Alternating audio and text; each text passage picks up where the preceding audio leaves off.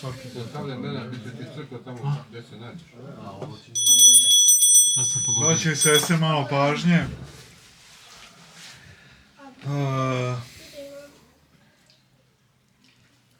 Danas je 13. nedelja po duhovdanu. Otac Jovan je na liturgijskoj besedi objasnio malo današnje evanđelje. Današnje evanđelje je 13. nedelje po duhovdanu i ono čuveno evanđelje o zlim vinogradarima. To smo mnogo puta već o tome pričali i tumačili i čitali tumačenje o tome. Ono je najistaknutiji izraz dat nam u evanđelju u onoj teologiji zamene. To jest da jevrejski narod kao izabrani narod Bog odbacuje i da umjesto njih dolaze na njihovo mesto, na mesto izabranog naroda, do tadašnji neznabožački ili mnogobožački narodi koji se naravno pokrštavaju, to jest hrišćanski narodi. I zašto, ja često naglašavam to, zašto je važna ta teologija zamene danas da se naročito ističe, zato što postoji takva tendencija i takvi čak tokovi u pravoslavnoj crkvi koji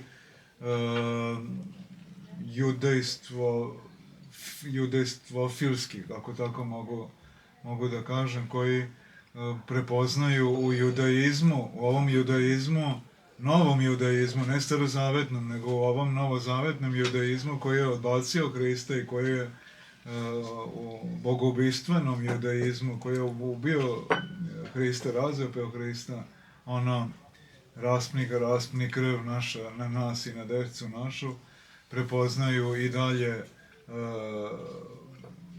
kao neko starozavetno judaizam, judejstvo, i čak se zajedno sa njima i mole i kao istome Bogu navodno i tako dalje i tako dalje. Znači upravo ovakva potvrde ne samo crkvenog predanja i svetih otaca, nego direktno iz reči Gospodnje, iz evanđelja nam upravo o tome nas uče i o tome nam svedoče da je savremeni judaizam, novozavetni judaizam, da je to u stvari, kako i kaže Jovan Bogoslov u Otkrovenju, da je to sinagoga Satanina. Upravo tim rečima, to je citat njegov. Kaže, naziva tu novozavetnu sinagogu, jevrejsku sinagogom Satanina. Tako da, kao što rekoh, često smo o tome pričali, vjerojatno ste dosta o tome upućeni i pisali smo o tome, tako da mislim da ove godine, na ovu 13. nedelju, nema potreba opet u svemu tome da pričam. Evo, malo smo se podsjetili u vezi današnjeg evanđelja i mislio sam da danas pročitamo jedan odlomak iz jučerašnjeg žitija. Juče smo proslavljali svetog proroka Samuila. Juče je bio njegov dan. On je značajan prorok, veoma značajan prorok. On je bio naravno i sveštenik, i sudija, i prorok. On je bio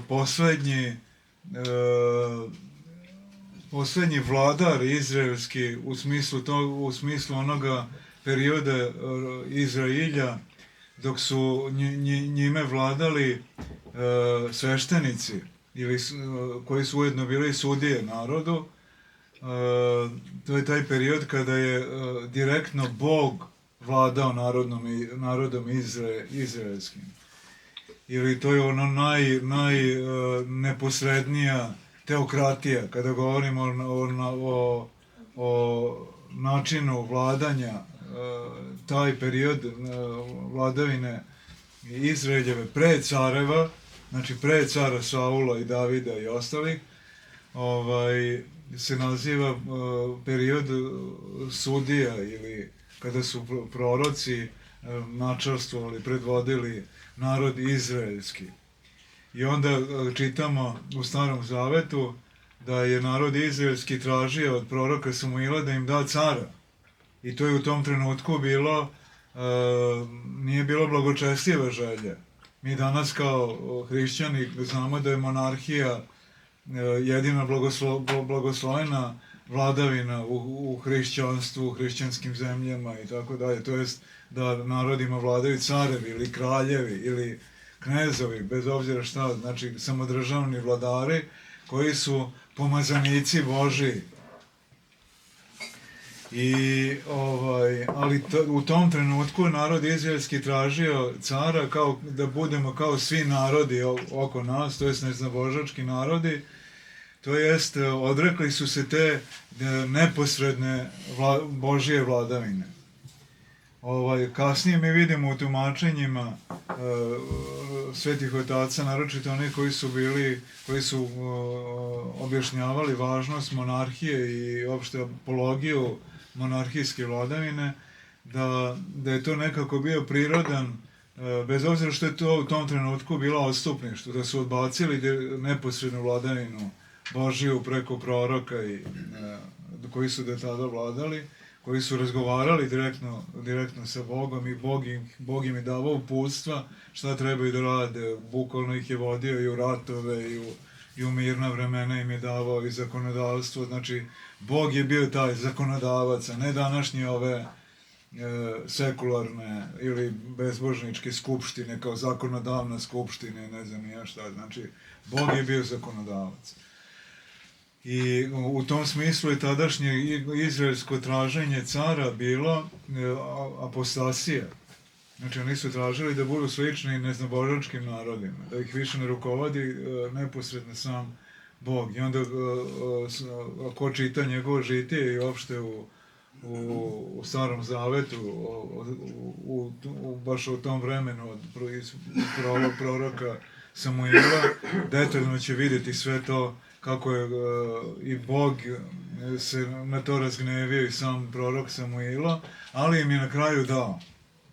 Dao im je cara, s tim da ih je predupredio, da je, ako već hoćete cara, znajte da će car vladati samodržavno. I to je isto jako važno. Znači, nećete više imati nikakvu slobodu, kako ste imali do sada, znači bit ćete potpune sluge careve. I znači to je isto, kako da kažem, nekako sama ta odrednica monarhije koju je kasnije u početku nevoljno. I znači to nije bila inicijativa od Boga, nego inicijativa od izraelskog naroda, ali im je Bog na kraju blagoslovio cara. To je važno. I prorok Samuila je prvo pomazao svetim muljem cara Saula, a kasnije i cara Davida i kasnije su proroci pomazivali careve, to su pomazanici Božiji. Zato je hrišćanstvo posle preuzelo od tog obrazca starozavetnih izraelskih careva, smo mi hrišćani preuzeli to pomazanici Božiji. Znači to je bilo, ako je u starozavetnoj taj period vladavine proroka i careva, proroka i sudija, koji u stvari je bila neposredna vlast božanska ili teokratija, kako je mi danas nazivamo,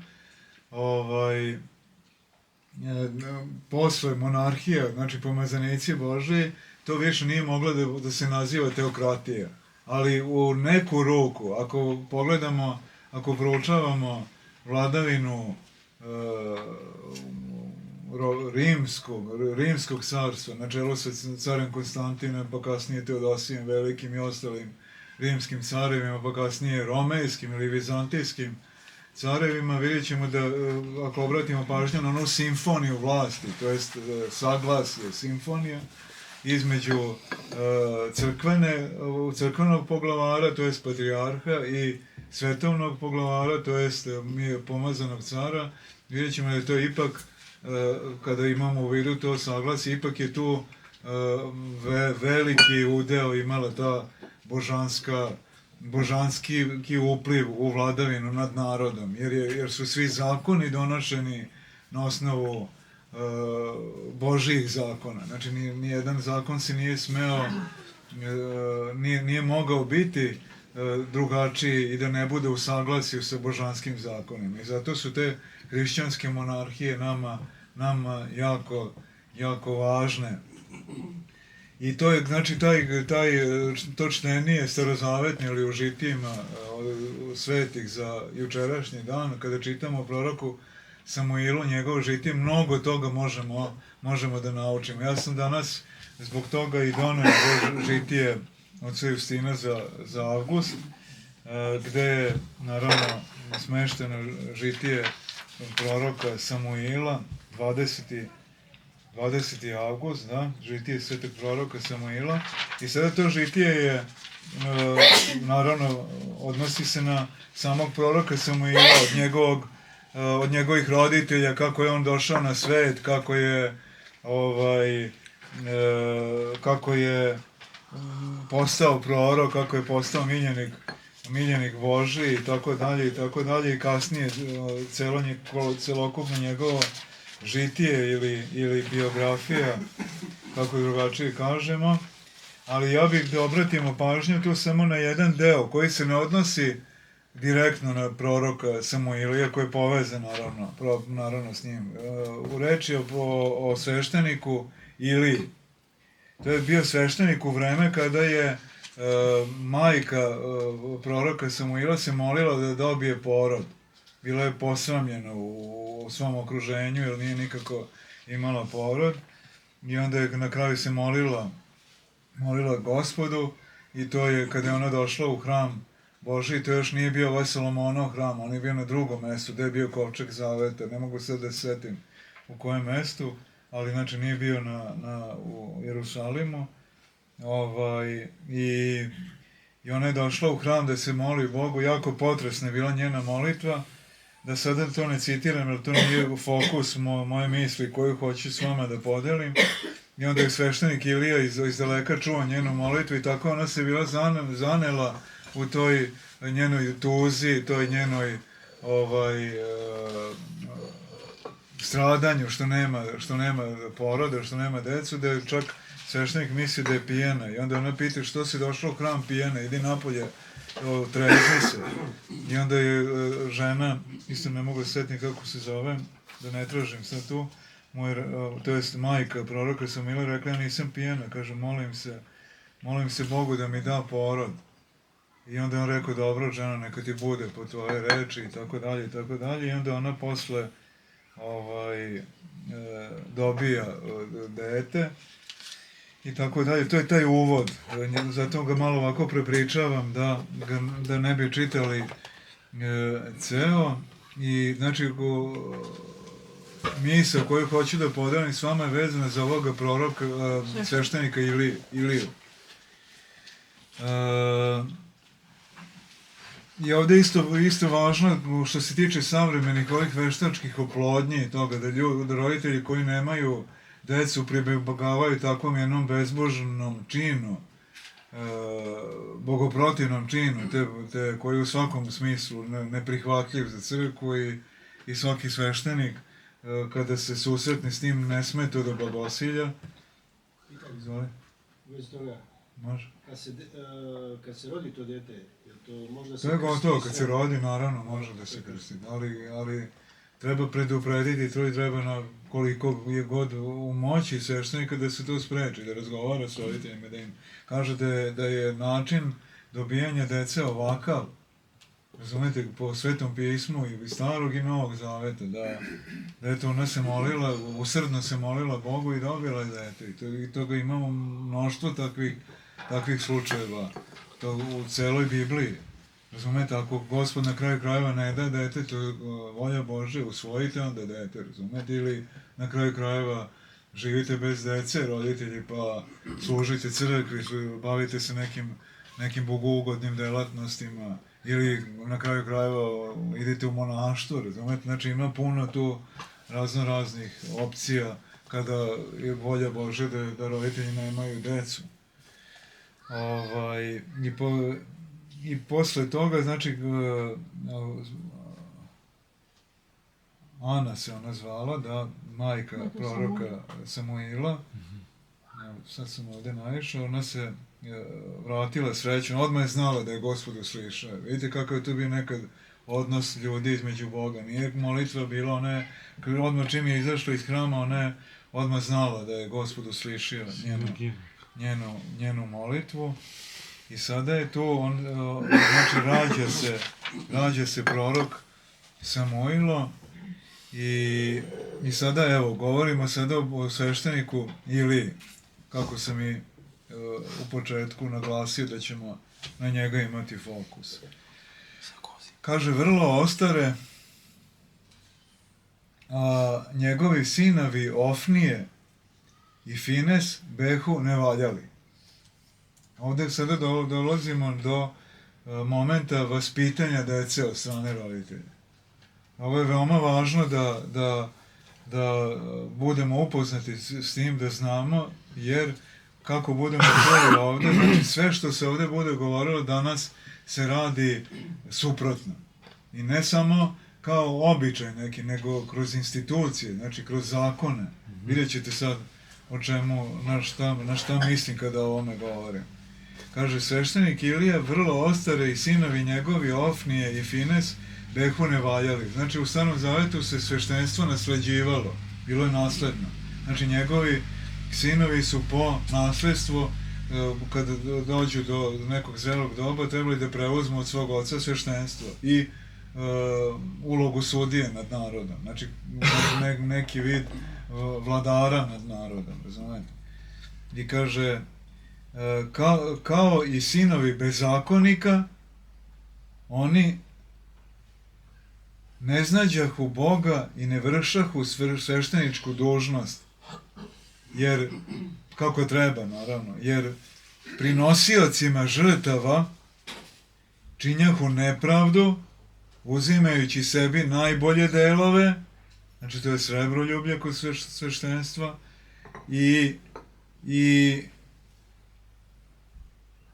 delove i nanošahu sramotu ženama koje dolažahu u hram Gospodnji. Zamislite koji su to bili grehovi i bezakonja, koje su dolazili u hram Gospodnji na molitvu, nanošahu sramotu ženama.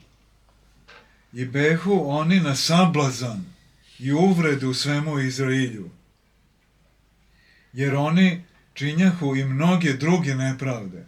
Slušajući o tome, otac njihov Ilija, sad obratite pažnju na ovo, ih ne kažnjavaše batinama. Obratite pažnju, ih ne kažnjavaše batinama i odlučenjem, nego ih samo rečima savjetovaše. Da se ostave rđavih dela, ali to oni ne slušahu. I razgnevi se Gospod. Zašto se razgnevi Gospod? Zato što ih sveštenik Ilija, ponavljam, ne kažnjavaše batinama i odlučenjem, nego ih samo rečima savjetovaše. I ne samo na rđave sinove, znači razgnevi se Gospod, nego i na oca njihovog, što ih ne kažnjavaše kako valja za grehe, iako sam sveštenik beše veoma dobar. Zamislite. Znači, kažnjavaju se i roditelji zato što ne vaspitaju dobro decu. Ovdje je pokazano kako se vaspitaju deca i nije možda slučajno da u vreme ove savremene velike apostasije imamo takve novo običaje uvedene čak i kroz institucije i kroz zakonodavstvo, da je danas roditelj koji, ne znam, udario šamar ili malo pedagoški ispraši dete, razumete da može da ode čak u zatvor, da krivično odgovara i tako dalje. To nije slučajno. I u školama isto učitelji više ne smeju ni na kakav način, ne samo fizički, nego ni na kakav način da kažnjavaju decu. Kao sve se obično to govori najbolje kao da dete vaspitavaš samo objašnjavajući mu. Evo, pogledajte šta je dovelo do čemu je dovelo to samo objašnjavanje deci, na fin način da objasni, da ona razume. Eto, i kaže, i razgnevi se Gospod. I ne samo na decu nevaljalu, nego i na pravednog roditelja. Njegove molitve slušao Gospod. Da on je razgovarao sa Gospodom. Razumete? Poslije ćemo to vidjeti kakav su odnosi imali tadašnji proroci i sudije sa Gospodom. I kaže, i pomisli Gospod da pogubi Iliju i sinove njegove sa svim domom njihovim i posla najpre k Iliji jednog nepoznatog proroka da mu kaže, znači Gospod upozorava Iliju da treba da se promeni. Razumete? Ja izabrah dom oca tvoga između svih domova Izraeljevih da mi služite u hramu mome, ali ti prenebreže čast koju ti ukazah, kaže Gospod preko tog nepoznatog proroka, svešteniku Iliji. I sinove svoje ti pretpostavi meni, dopuštajući im da čine bezakonja predamnom. Zato ću uzeti tu čast od doma tvoga, jer ću proslaviti samo one koji mene proslavljaju. To misli se koji mene proslavljaju, ne samo na rečima, nego i životom. To je ono da se sveti ime tvoje, da dođe carstvo. Sveti oci govore iz Gospodnje molitve, ono da se sveti ime tvoje, da ga našim životima svetim, a ne samo na rečima. Dopuštajući im da čine bezakonje predano. Zato ću uzeti tu čast od doma tvoga, jer ću proslaviti samo one koji mene proslavljaju, a one koji mene ni podaštavaju životom svojim, bit će posramljeni. Evo, idu dani kada ću istrebiti potomstvo tvoje i potomstvo doma oca tvoga i znak kazni koje ide na dom tvoj, bit će ti ovo, oba sina tvoja poginući u jedan dan od mača. Umjesto njih ja ću podignuti sveštenika, verna meni, koji će sve raditi po srcu mome. Evo, ove vidite sličnost, na primjer, sa svim vinogradarima, današnjim evanđeljima. Znači, Gospod im je dao tu dostojanstvo, tu čast da oni obrađaju njegov vinograd, oni su to prenebregli, nisu služili Gospodu kako treba i Gospod ih jednostavno uklonio i na njihovo mjesto doveo nove vinogradare. Eto, to je princip kako Gospod dejstvuje. Zato se nemojmo čuditi što hrišćanski narodi, pa i srpski narod, danas nestaju. Zamenjuju se drugim narodima. U ovom slučaju, pošto se približavamo sve više i više apostasiji, bezbožnim narodima, ne hrišćanskim narodima. Znači, to je jednostavno tako Gospod dejstvuje. To je pravda Božija. Jer smo ostavili Gospoda. I kaže, takvo proroštvo bi ili kada Samuilo bejaše još malo dete. Znači, to je još u vreme kada je Samuilo bio dete. Ali i posle ovoga proroštva Ilija se ne postara, znači, obratite pažnju, posle ovoga proroštva, kad mu je Gospod već zapretio da će njegovi sinovi poginuti, razumete, on se ne postara da sinove svoje obuzda stvarnim kaznama. Pazite, piše stvarnim kaznama. Nego ih i dalje samo savjetovaše rečima, a razvratni se sinovi ne bojahu svoga oca. Znači, naravno, kada može savjetom, kada savjet dejstvuje, kada ima naravno efekta, tada normalno da je bolje decu savjetovati. Ali ako nema efekta, znači mora se pribeći strožim merama. Ovdje je jasno. I kaže, međutim, Bog gnevan sve više i više približavaše kaznu i po drugi put upozori Iliju na kaznu i to preko samoga Samuila na ovaj način, kada Samuilu beše 12 godina. Zamislite, znači da je dečak sa 12 godina. I on služaše Gospodu pred sveštenikom Ilijom, to je kao prislužnik, kao, evo, deca oca Jovana u oltaru. Pred Ilijom dogodi se da jedne noći Ilija počivaše na svome mestu u pritvoru hrama Gospodnjega i dremež mu zahvatiše oči, a Samuilu spavaše u hramu Gospodnjem, gde beše kovčeg Božiji i svetilnik još goraše. I slušajte sada kako su opštili ti starozavetni proroci i kako su oni opštili s Bogom. Slušajte sad. Iako prorok Samuilo još nije ušao u to opštenje, zato on nije prepoznao to. Ali vidjet ćete kasnije kako će prepoznati. I viknu Gospod sa strane unutrašnje zavese, to jest iz oltara, govoreći: Samuilo, Samuilo. Trepnuvši se odmah iza sna Samuilo odgovori: evo me.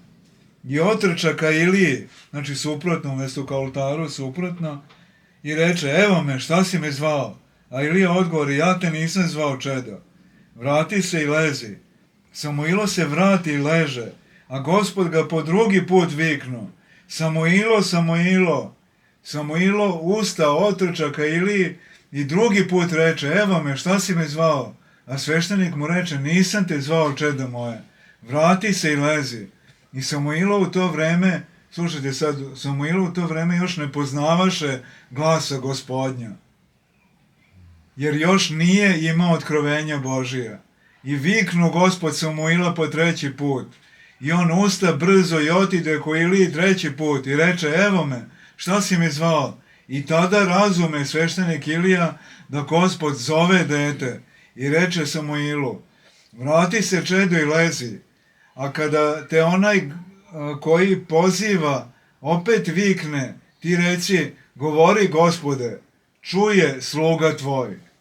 Samuilo otide i leže na mesto svoje, a Gospod dođe, stade blizu i zovnu ga kao pre: Samuilo, Samuilo.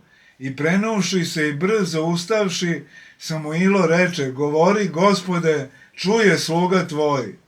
I reče Gospod Samuilu: evo učinit ću, znači direktan razgovor, razumete? Evo učinit ću nešto u Izrailju, da će zujati oba uha svakome ko čuje. U taj ću dan učiniti Iliju sve što sam govorio za kuću njegovu. Od početka do kraja ja sam ujavio da ću kazniti dom njegov do vijeka za nepravde sinova njegovih koje su mu bile poznate.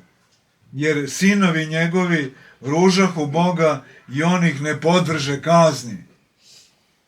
Ove reči Gospodnje Samuilo slušaše sa trepetom, i kada se završi javljanje Gospodnje, on ponovo zaspa i spava do ujutro. Ustavši ujutro, on otvori vrata hrama Gospodnjega i bojaše se ispričati ovo viđenje Gospodinu svome, svešteniku Iliju. No Ilija zovnu Samuila i upita ga: Samuilo, čedo, šta ti govori Gospod? Molim te, ne skrivaj to od mene. I zakle Ilije dečaka Samuila da ni jednu reč Božju ne sakrije od njega. I Samuilo mu ispriča sve što čuo. A na to sveštenik Ilija sa smernošću reče: kako je Gospod u mome po volji, onako neka i čini. Vidite, on je do kraja pravedan. Kaže, čak i ako treba da se kazni sav don moj, neka tako bude. Ali, i slušajte sad ovo, no Ilija već ne imađaše snage da kazni i popravi sinove svoje, pošto već beše vrlo star, a sinovi ga se ni najmanje ne bojahu. Zašto to? Zato što ih ne kažnjavaše. Razumete, znači nisu imali straha više deca prema njemu nikako. Čak i sada, da ih počne kažnjavati, to je već kasno. Eto, pouke. A kaže da Samuilo s dana na dan rastaše, jačaše duhom u blagodati Božije, i blagodat Božija se množaše u njemu, jer Gospod beše s njim.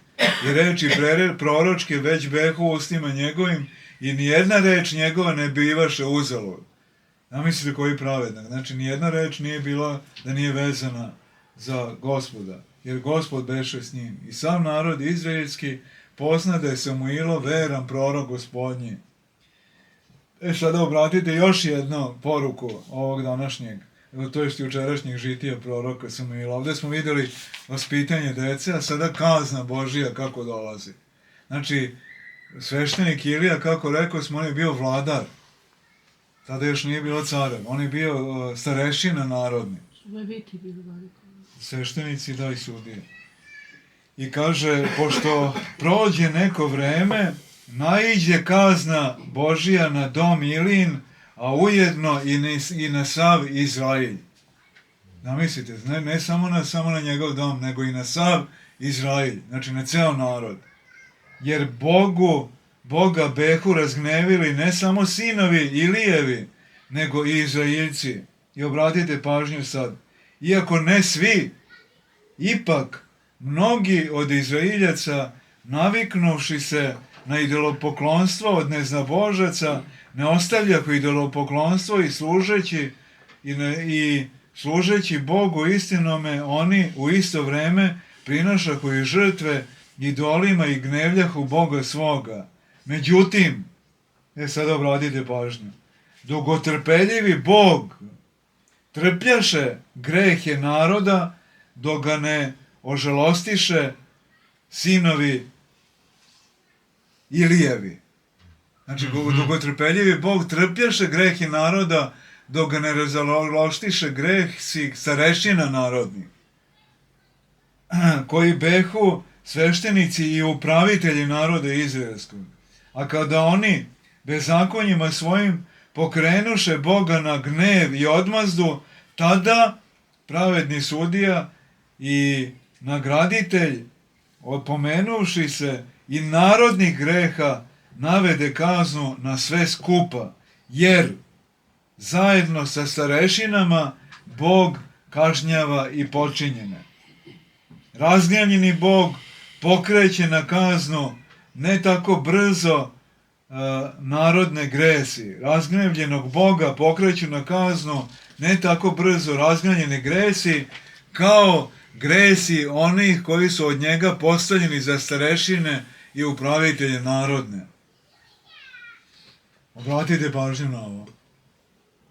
Znači, kakva pouka i za današnje vreme i uopšte za sva vremena i prošla, i kada sagledavamo istoriju našeg naroda, zašto smo, i sada ovo je sada još gore, kako dolazi odmazda Božija. Znači, odmazda Božija je strašna.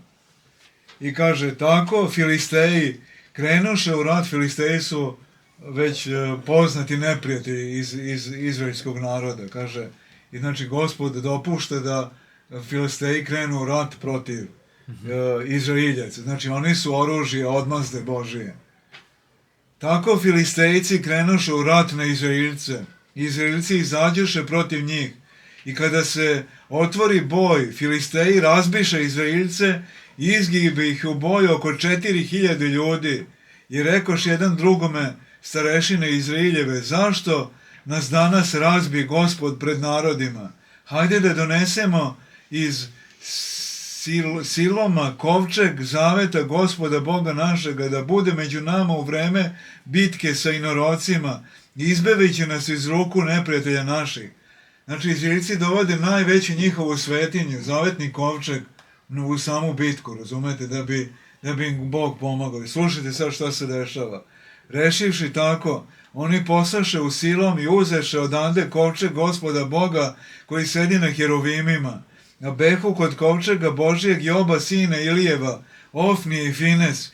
I kada dođe kovčeg zaveta Gospodnjeg u oko, to jest u rovove izraelske, povika sav Izrael od radosti da zemlja sva zaječa.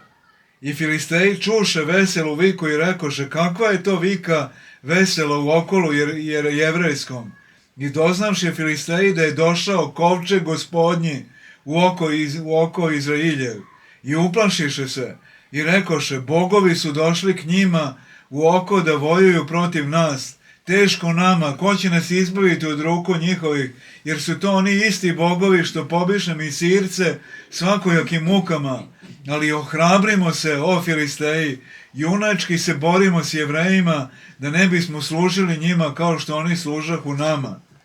I slušajte sada, tako sokoleći jedan drugoga, Filisteji snažno udariše na Jevreje i nastade velika bitka i seča. I Filisteji umesto da budu pobeđeni, pobediše Jevreje. Pošto Bog beše razgnevljen, ne pomaže ni svetinja donesena u okol, jer kuda naiđe pravedna kazna Božija, obratite na ovo pažnju, tamo ona ne štedi ni samu svetinju.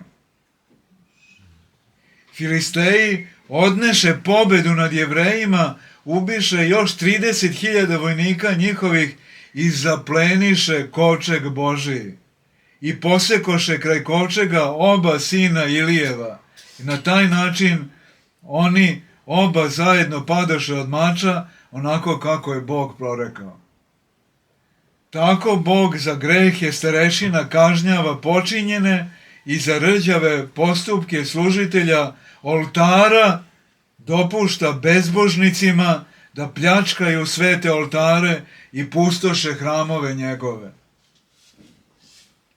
Sinovi Ilijevi, koji mesto prestarelog oca svog Habeku nasledili sveštenosluženje i sudstvo i upraviteljstvo nad svim narodom Izraeljevim, oni bezakonjima svojim toliko razgneviše Boga, međutim sav Izrael iskusi pod njima kaznu od Boga i kovčeg Gospodnji bi predan u pogane ruke inoplemenika. Dalje neću čitati, eto, zaista u nekoliko nivoa kakva strašna pouka i o vaspitanju dece i o vladarima narodnim i o sveštenstvu i o samome narodu, eto kako iz ovog žitija, to jest iz Starog Zaveta, o onom delu koji se odnosi na proroka Samuila, koliko možemo da se naučimo kako treba da žive sveštenstvo, vladari, starešine narodne i sam narod. I kakve su posledice ako se tako ne živi, kako je Gospod zapovedio, i onda imamo apsolutan uvid i istorijski uvid zašto nam se sve dešavalo, sve nesreće, ne samo nama, nego i hrišćanskim narodima, zašto je pala Vizantija, zašto je dopušteno da Svete Sofije i sve te velike svetinje Konstantinopolja padnu prvo u ruke ovih papinih krstaša, kasnije Muhamedanaca. Razumete, to su sve kazne Božije, pa zašto, eto, i srpski narod toliko puta je bio i strašno poražen, i sjetite se naročito Drugog svjetskog rata, ustaškog pokolja, svega onoga skrnavljenja svetinja i svega, to nije ništa tek tako dato.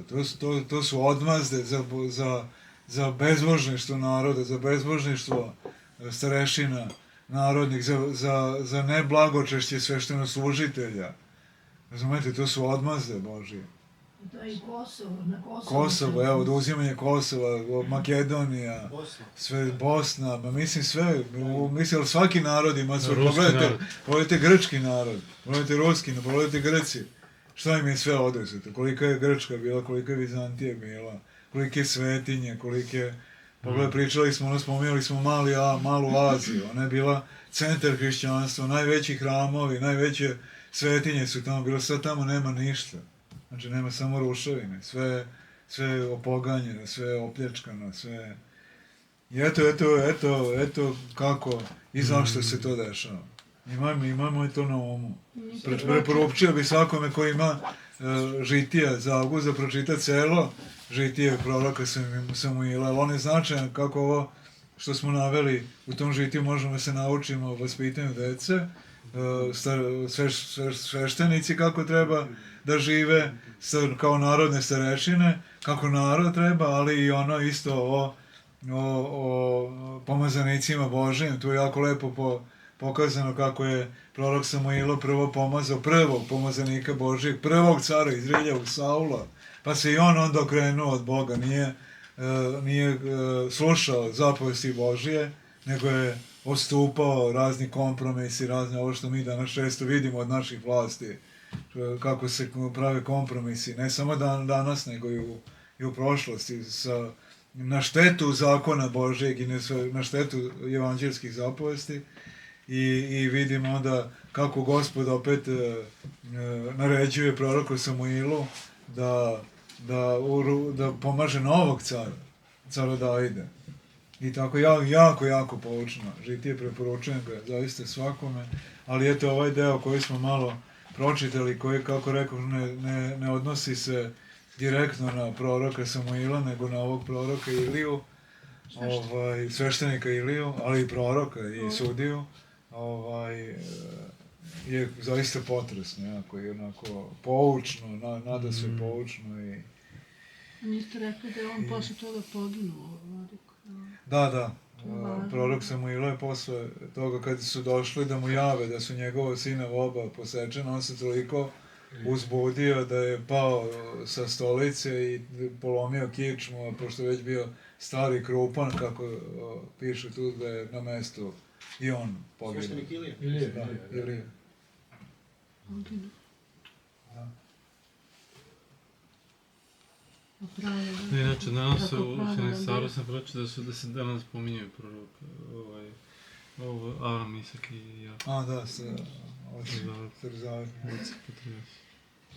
Eto, toliko što se tiče danas. Današnjeg neke male pouke i razgovora ovde na Agapama. Ima neko nešto da vidite, možemo malo i da